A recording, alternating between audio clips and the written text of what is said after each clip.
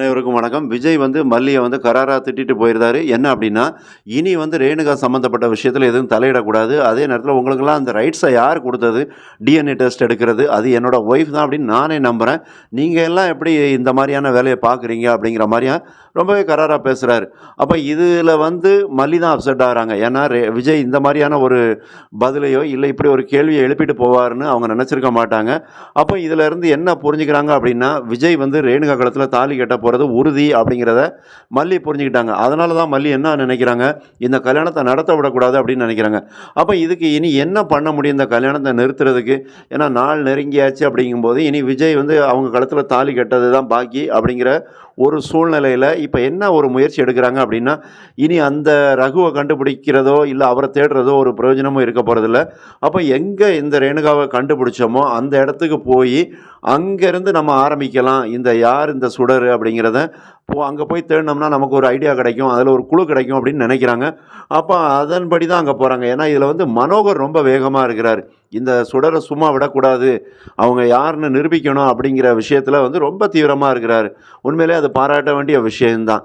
ஏன்னா யாரோ ஒருத்தருக்காக தன்னோட மகளோட வாழ்க்கையை பற்றி கூட நினைக்காம தன்னோட மக தப்பு தான் பண்ணுறாங்க ரஞ்சிதா அப்படின்னு தெரிஞ்சுக்கிட்டும் இந்த மல்லி நல்லவங்க, அவங்களுக்காக கூட நிற்கிறது மனோகரை உண்மையிலே பாராட்டி ஆகணும். பாபு நிற்கிறதுல எந்த ஒரு பிரச்சனையும் இல்லை. ஏன்னா அது மல்லியோட அண்ணன் அப்படிங்கிறதுல அதில் ஒரு கரெக்ட் இருக்குது, சரி இருக்குது. அப்போ அதனால் இப்போ அந்த ஓசூருக்கு தேடி போகிறாங்க. அங்கே போகிற இடத்துல அங்கே ஒரு குழு கிடைக்குது அப்படிங்கிற மாதிரி தான் தெரியுது. ஏன்னா மனோகர் அந்த மொபைலை காட்டி இது யார் அப்படின்னு கேட்குறாங்க, இந்த சுடரை தெரியுமான்னு கேட்குறாங்க. அப்போ அவர் பணத்தையும் கொடுக்குறாங்க. அப்போ அதில் ஒருத்தர் முழிக்கிற மொழி, அவரோட முகபாவனை எல்லாமே என்ன சொல்லுது அப்படின்னா, அவங்க ஒரு என்னோட பொண்ணு அப்படிங்கிற மாதிரி தான் சொல்ல வராங்க. அதாவது இப்போ ரேணுகாவாக இருக்கக்கூடிய அந்த சுடர் என்னோட பொண்ணு தான் அப்படின்னு அவங்க சொல்லாமல் சொல்கிறாங்க அப்படிங்கிறத ஓரளவு புரிஞ்சிக்க முடியுது. அப்போ அவங்க உண்மையிலே வாயை திறப்பாங்களா? அவங்களால இது என்னோட பொண்ணு தான் அப்படிங்கிறத அடித்து அந்த இடத்துல ஆணித்தரமாக சொல்ல முடியுமா?